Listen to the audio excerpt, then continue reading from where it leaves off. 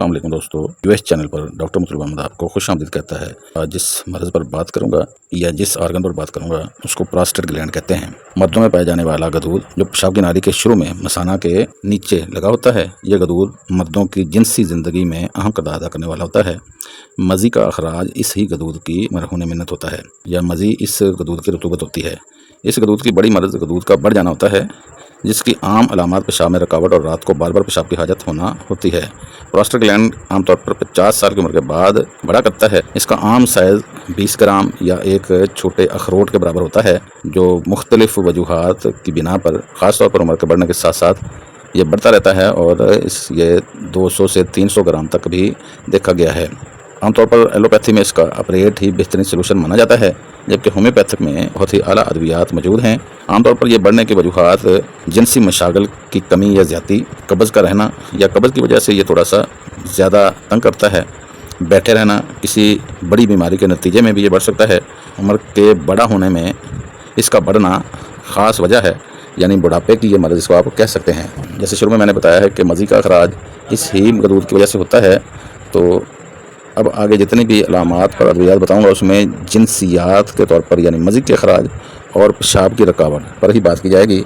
عام طور پر اگر سویئر حالت ہو، شدید حالت ہو، جب غدود بڑھ جائے یا سوج جائے تو بہتر ہے کہ یعنی یہ پہلی بار کے بارے میں بتایا جا رہا ہے کہ اس کو 48 گھنٹے کے لیے کھانے کو کچھ نہیں دینا چاہیے، بلکہ صرف پانی پیتا رہے تو بہتر ہے۔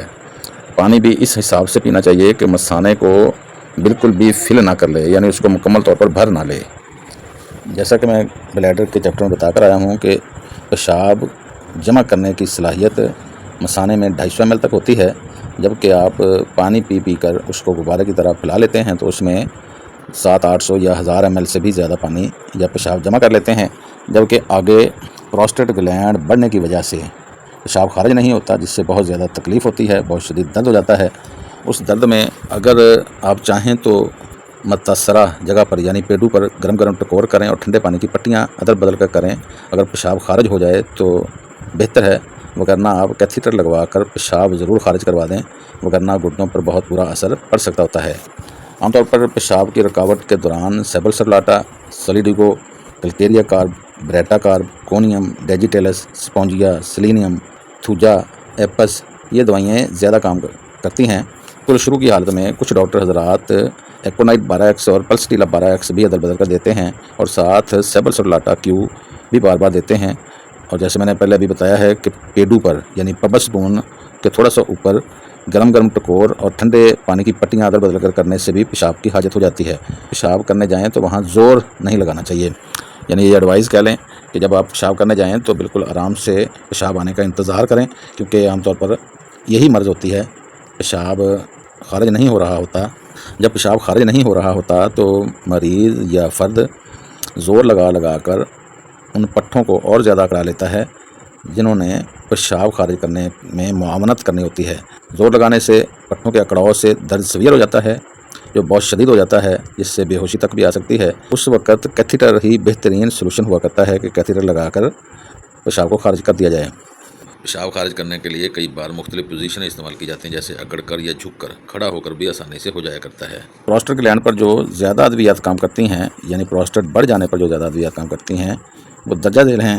کینٹ کے حوالے سے baryta carb, calcarea carb, conium, digitalis, pulsatilla, spongia, selenium, calcarea fluor بہت اعلیٰ ادویات ہیں، جبکہ بورک میں چمافیلا، پلسٹیلا، فیرم پکریکم، سلیڈوگو، تھوجا، کوپیوا، کاسٹیکم بہت اعلیٰ ادویات مانی جاتی ہیں۔ اس میں مختلف ڈاکٹر حضرات کے مختلف تجربات اس میں ہوئے ہیں۔ مختلف ڈاکٹر حضرات اس میں کیو کے حوالے سے تھوجا، سیبل سرلاٹا، چمافیلا یہ 3 کیو ملا کر بھی دیتے ہیں۔ کچھ ڈاکٹر حضرات سیبل سرلاٹا کے ساتھ ہیڈرونجیا اور چمافیلا دیتے ہیں۔ کچھ ڈاکٹر حضرات ہربرس ویلگیرس اور سارسپریلا کیو میں استعمال کرواتے ہیں۔ یہ مختلف ڈاکٹر حضرات کے اپنے تجربات پر مبنی باتیں ہیں جو میں نے مختلف ڈاکٹر حضرات کی بکس میں پڑھی اور ان کے منہ سے بھی سنی ہیں۔ جبکہ کینٹر پرٹی کے حوالے سے میں پہلے بتا چکا ہوں کہ اس کی اب فرداً تھوڑی سی میں تشریح کر دیتا ہوں۔ بریٹا کارب عام طور پر چھوٹے قد کے لوگوں کے لیے زیادہ استعمال ہونے والی ہوتی ہے، اس میں پیٹ سخت ہوتا ہے۔ کلکیریا کارب موٹے لوگوں کے لیے ہوتی ہے، انڈے بہت شوق سے کھاتے ہیں، پورا جسم نرم ہوتا ہے۔ کونیم عام طور پر جو زیادہ دیر تک کنوارے رہنے جیسی زندگی گزار رہے ہوتے ہیں، یا زیادہ عمر کے کنوارے یا رنڈوے۔ کونیم کے بارے میں بھی بتا رہا تھا۔ ڈیجیٹیلس عام طور پر اس میں بتایا جاتا ہے کہ یہ دل کے مسائل کے ساتھ اگر پروسٹیٹ بڑا ہوا ہو تو اس کے لیے بہت اعلیٰ دوائی ہے۔ اس طرح پلسٹیلا میں عام طور پر پیشاب میں جلن کے ساتھ ساتھ اس میں پیاس نہیں ہوا کرتی۔ سپونجیا میں عام طور پر گلے کی خرابی یا سانس کے امراض بھی دیکھے گئے ہیں، یعنی گلے کے ٹونسلیٹس بھی پھولے ہوئے ہوتے ہیں اور پروسٹیٹ گلینڈ بھی بڑا ہوا ہوتا ہے۔ سیلینیم عام طور پر پروسٹیٹ کے لیے جن میں سیکس کی کمی پڑ جائے ان کے لیے بہت اعلیٰ دوائی ہوتی ہے۔ کلکیریا فلور اگر بہت زیادہ سخت قسم کا پروسٹیٹ گلینڈ بڑا ہو جائے تو اس کے لیے بہت اعلیٰ کام کرنے والی دوائی ہوتی ہے۔ پروسٹیٹ کی سوزش اور انفیکشن کے لیے ایپس، چمافیلا، پلسٹیلا، تھوجا، سلیشیا دوائیاں ہوتی ہیں۔ سوزاک کے دب جانے کے بعد انفیکشن ہو تو نائٹرک ایسڈ، تھوجا، مرکسال، میڈورینم، کوپیوا دوائی ہوتی ہے۔ پروسٹیٹ کا اگر درد ہو تو ایلومینا، بیلاڈونا، کونیم، ایلمسیپا، کیپسیکم، کاسٹیکم، چمافیلا، پلسٹیلا، رسٹاکس، فاسفورس دوائی ہوتی ہیں۔ پیشاب کرنے کے دوران درد ہو تو ایپس بہت اعلیٰ دوائی ہے۔ گدود بڑھنے سے پیشاب رک جائے تو اسٹافیسیگیریا، ڈیجیٹیلس، چمافیلا، کاکٹس گرینڈیفلورا، سولیڈیگو بہت ہی اعلیٰ ادویات ہیں۔ پیشاب کرنے کے بعد درد ہو تو پلسٹیلا دوائی کام کرتی ہے۔ پیشاب کی حاجت کے ساتھ درد ہو تو رسٹاکس اور سائکلیمن دوائی ہوا کرتی ہے۔